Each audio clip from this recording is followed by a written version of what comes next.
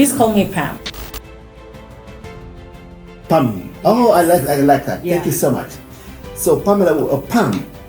I need to learn this. You can alternate. It's a very difficult thing to be where you are now, the general manager for corporate services in MTN, and also be a mom and be a business person, do other things, maybe a lot of things. How did you manage to put these things together, given the challenges and the time demands that requires?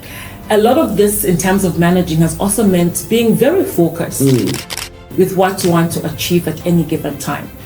So I'm able to come into a room with all the confidence, knowing very well, today this is what we have to do. I need to target this and be able to achieve it within the given time. How did you end up at MTN and when was that?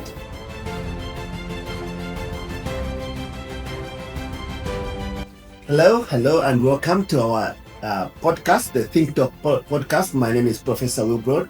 As usual, we want to bring you interesting topics, and so today we are entering a segment where we want to spotlight some of the people who are doing extremely important work for the Zambian people.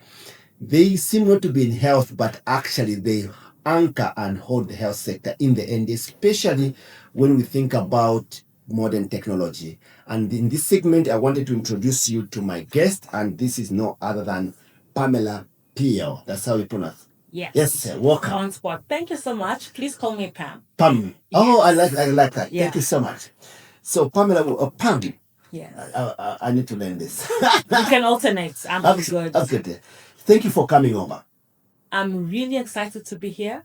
And as having partnered with teledoctors this year, you are our friend. Thank you so much. And we really appreciate that you created time. So before we can go into the details of our discussion for today, I want you just to highlight who Pamela is so that people can actually, I'm sure they have heard about you, but just to hear from the horse's mouth. Who is Pamela and what's your background? Just briefly for us. I'll try to be brief. Yes. So Pamela is this dynamic and very energetic person. So when I come in a room, I bring that energy, I bring the positivity. My background has woven through different professions. I started in media as a public relations officer. Yes. And I did political science and mass communication in those days with UNZA. And that career spanned me through different professions. I later moved on to being more of an NGO person. So working with NGOs and made different dimensions, working with the communities. And really, that's where my passion came in, working with people and seeing how can I make a difference in people's lives. So really, I believe my legacy at some point would have to be I made a difference in people's lives. Over the years, I then moved on to a whole change of career 10 years later and started a legal profession. So I'm currently serving my 20 years at the bar in August. And this is me as a lawyer for the past 20 years and with good standing. With that, it has also meant that I've just had to learn a lot of things from not only the legal profession, how do we save people, but also marrying it together with my different work within the media and also working with the community. So basically, I feel I've been very privileged. I've done jobs that have led me to a point where I can use everything I've been trained for as well as exposed to. Excellent. So, but it's a very difficult thing to be where you are now, the general manager for corporate services in MTN, and also be a mom and be a business person, do other things, maybe a lot of things. How did you manage to put these things together, given the challenges and the time demands that requires? I agree with you. I think the constant struggle I always talk about is I feel like we have juggling balls. Yeah. And you've got several of them because of the different roles that we play. And the ultimate thing is none of them should drop. No. A lot of this in terms of managing has also meant being very focused with what you want to achieve at any given time. And sometimes some of what you need to do might take a bit more center stage than other roles that I'll have to play. And therefore the focus comes in. And also I usually write down my goals. I still am that person who will write them down and check back. So with those goals, I know which milestone I'm taking at a particular time. I've also learned to just be that authentic person. Who do I want? What do I want to be? And I pretty sure know what I want to do in life.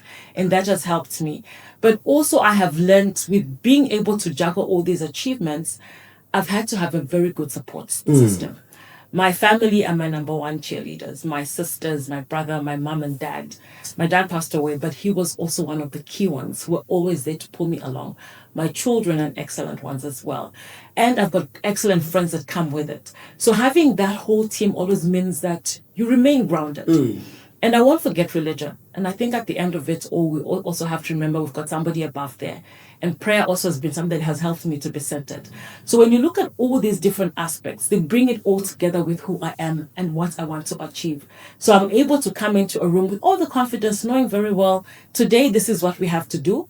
I need to target this and be able to achieve it within the given time. Excellent. So we just got a little bit to know about you, Yes. but wanted to know, how did you end up in MTN? Because I've seen you work for the Swedish government, you've done NGOs work, at the bar and mining. And Yes. How did you end up at MTN and when was that? And it's really amazing because my career has taken me to several places. Having had done 13 years in mining and another history of another 10 years within NGO work and donor agency work, I kind of felt I needed something new and different. Some and a challenging. different sector. So the new sector was going to be telecoms because basically everything is technology. And so 2020, I joined MTN Zambia. And with basic knowledge about telecoms, trust me, I had no clue. I mean, apart from what you read, basically that's it. So having joined MTN was just a great opportunity.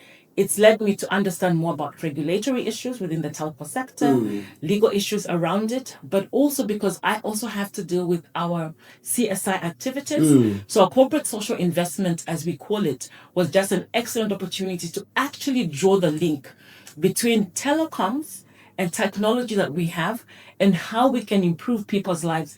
And that leads us to the health sector.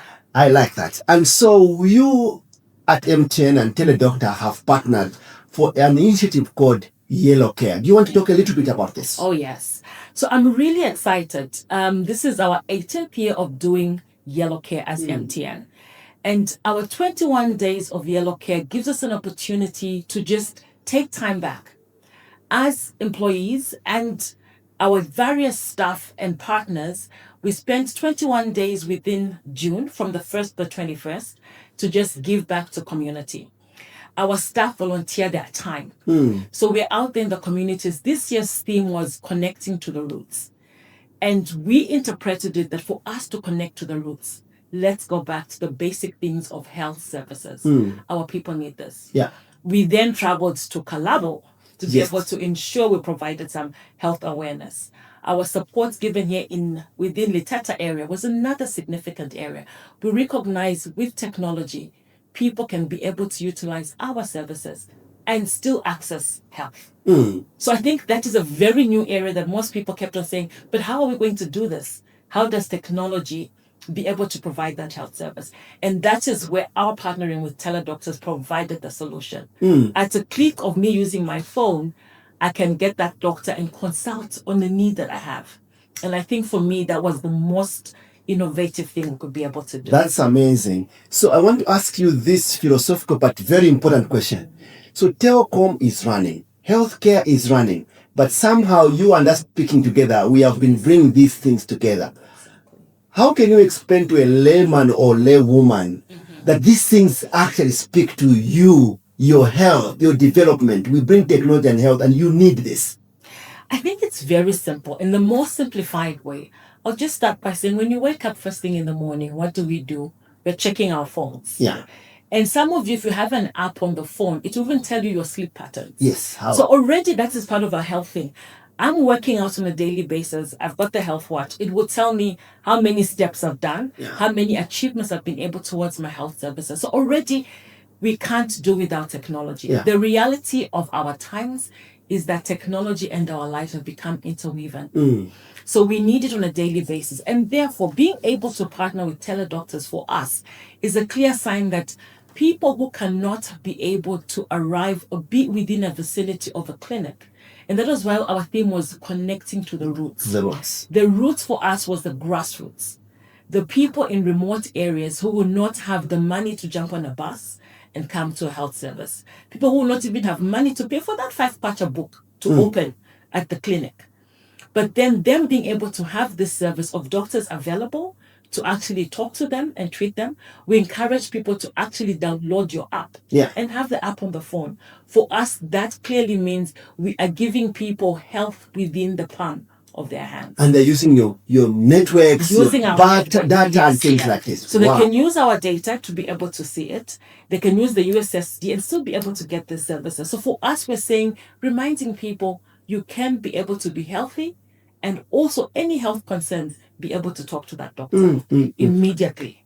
I like that. So we can say in summary, viewers there, that MTN is actually teledoctor, because they're bringing data to you. Yes. That's the platform we are using to access those services. And so you might not even think like that, but we have actually realized this is what they're doing, facilitating internet calls so that your health is very important, comes in the palms of your hands. So Pamela, you have done a lot at MTN, and I'm wondering whether there's anything people should expect for the future.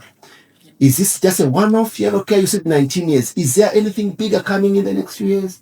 Oh, a lot of things are coming through. I think, as you know, we will prioritize a lot of the areas within the UN SDGs. Yeah. Because we can't operate without recognizing the UN SDGs. Yeah. And in those, the critical areas that still come through for support. Yeah. At the same time, we also recognize the government has its 8th National Development Plan. Yeah. And priority areas have been identified. So for us, when we look at our technology, we are actually seeing ourselves, how do we improve on issues around digital skills? Yeah. And if people have the skills, they're accessing these services. Yeah. Because we see that old woman in the village who has a phone, but doesn't know how to use it to get these services. So we've come in, we're providing digital skills, train people to basically access, how do you use your phone better? It's not just for phone calls or pictures, but be able to access services. At the same time, we see ourselves doing a lot more partnering. We do have a product with another vendor who will actually utilize it, and they're able to give services, but we feel we can do much more. Yeah. How do we ensure that anybody can access and be able to access yourselves as teledoctors? Sure. Be with you. Can we move more apart from just data, them to be able to use a USSD code and be able to just have this conversation with a doctor through the phone? So this is a basic phone. So we're not just saying it's going to be smartphones. We do recognize that the penetration of smartphones in Zambia is less than, is around 63 to 68%, which is very low. Yeah. So majority of the people either are using the feature phones, the old phones, which most of us have discarded, or they do not even have access to these services. So how can we also manage that in a community? There can be a person who can be able to say, I've got a phone, we can utilize this and be able to get health services. So we see ourselves coming up with lots more products, which we can be able to share.